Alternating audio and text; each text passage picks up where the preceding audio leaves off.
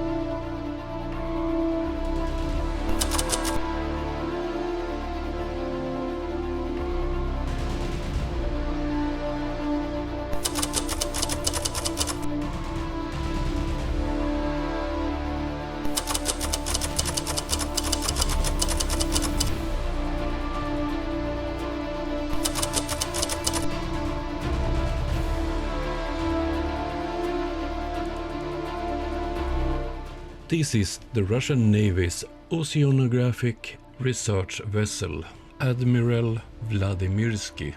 Her base is Kronstadt, which is a Russian naval base on an island west of St. Petersburg.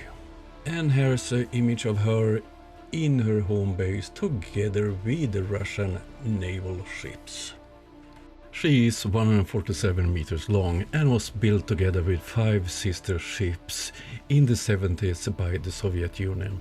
Officially classed as an oceanographic research vessel, but regarded by Western authorities to be an intelligence gathering asset. So, used for several purposes: spying and research. Today, Admiral Vladimirovich is the only of those 6 ships that's in use. One is kept as a spare ship and the rest are sold or scrapped.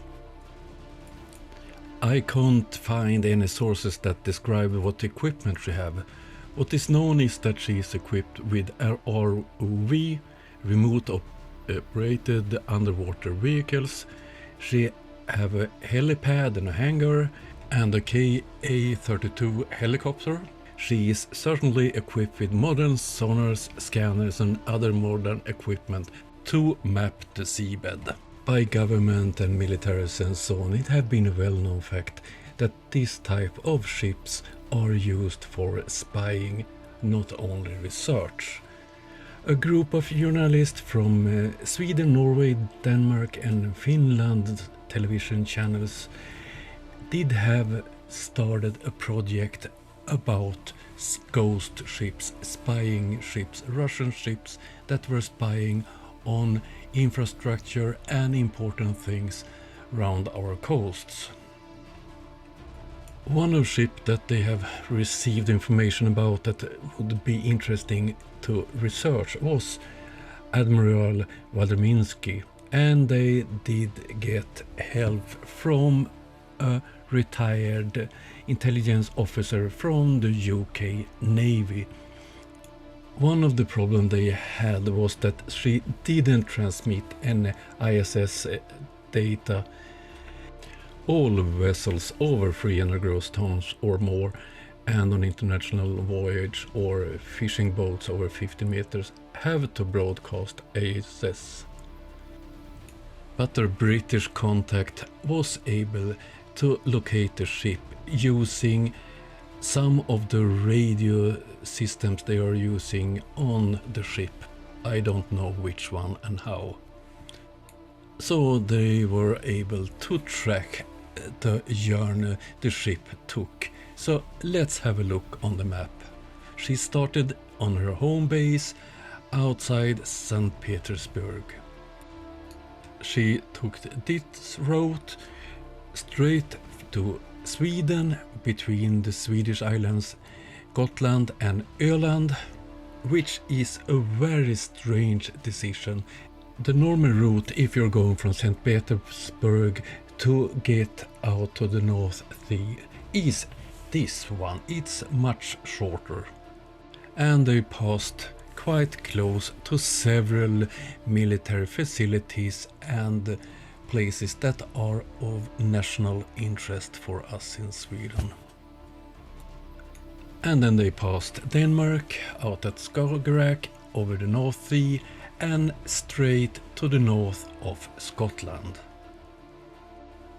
Let's have a closer look at that part of northern Scotland. What is so interesting for the Russians up there?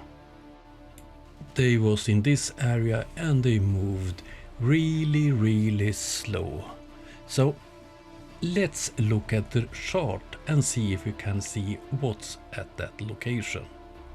And there we have it, Moray wind farm with 100 turbines, and they are planning, this is the east, Moray east, and they are planning Moray west with 60 more wind turbines. The so-called research vessel was in this area, but was she in Scottish water? Let's measure it. The Scottish water, or the border to international water, is 12 nautical miles. So let's check that one. No, she was outside. She was on international water. But what was of interest in this area? The cables that transport electricity to the mainland. I will mark them with circles. And let's zoom in a bit more.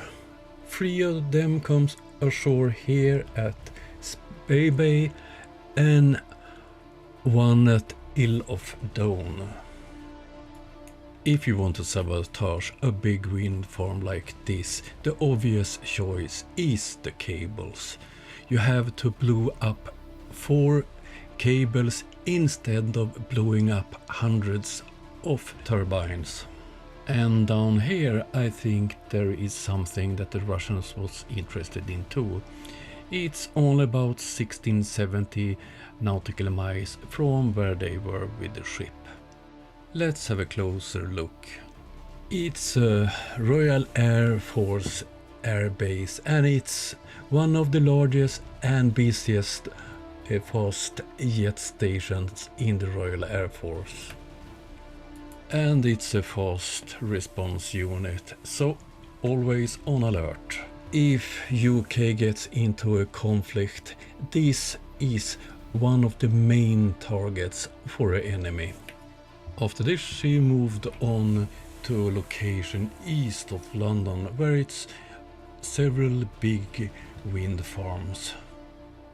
After that she moved on close to the Netherlands and close to some big wind projects, and then moved up and around the north of Denmark and stopped between Denmark and Sweden.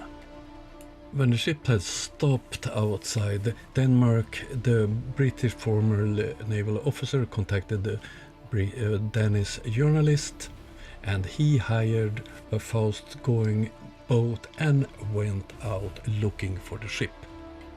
When they found the ship, they circled around her a bit. She was anchored, and it appeared more and more people on deck on the ship. And suddenly they saw several people with masks and people with bulletproof vests and real army rifles.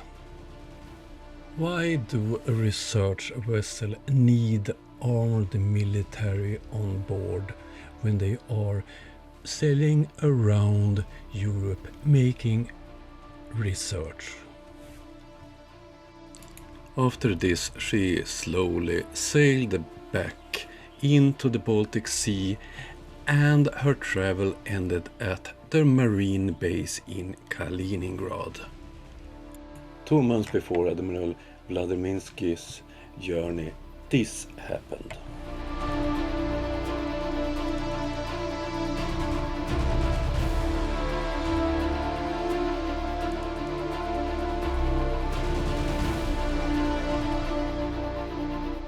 The 2 pipelines that transport natural gas from Russia to Germany have been blown up. And here we have the locations for those explosions. And yes, she have passed both areas. Do I think that she have done this? She is a candidate. She have the capacity to do something like that. She can also have been used to plan the operation. Very recently, the Danish Navy came out with new information regarding those explosions. In the end of September last year, during a naval exercise and under cover of bad weather, the Russians moved 6 vessels into the area where the Nord Stream pipelines was sabotaged. One of the ships was this one, SS 750. On the night of September 21st, it left the port of Kaliningrad and was gone for a number of days. It had its AIS turned off, but that it left port that night is confirmed by using satellite images. Do we know that it was in the area where the sabotage took place? The Danish Navy's patrol vessel P524 Nymphen took 112 photos of her in the area a few days before the explosion.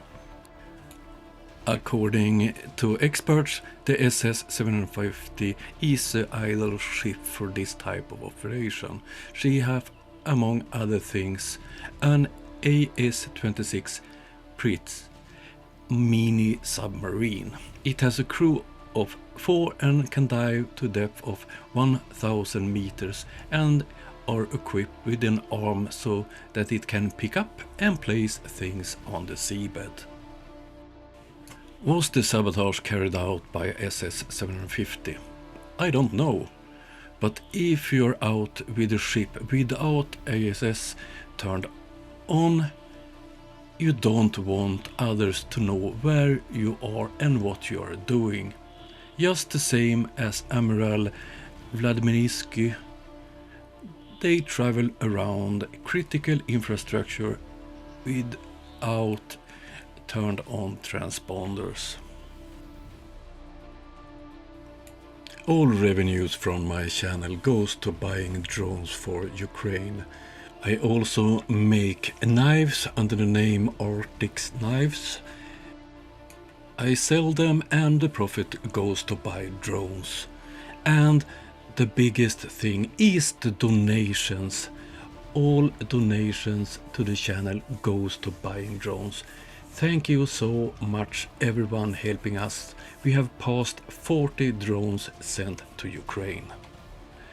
Links in the description to the knife shop and information how you can donate and help me help Ukraine. This was the first video in the new type of content on my channel, documentaries of different types. I hope you liked it. I will mix this with my ordinary type of content. I will be back soon with more content. Have a nice day all. Bye. See you soon.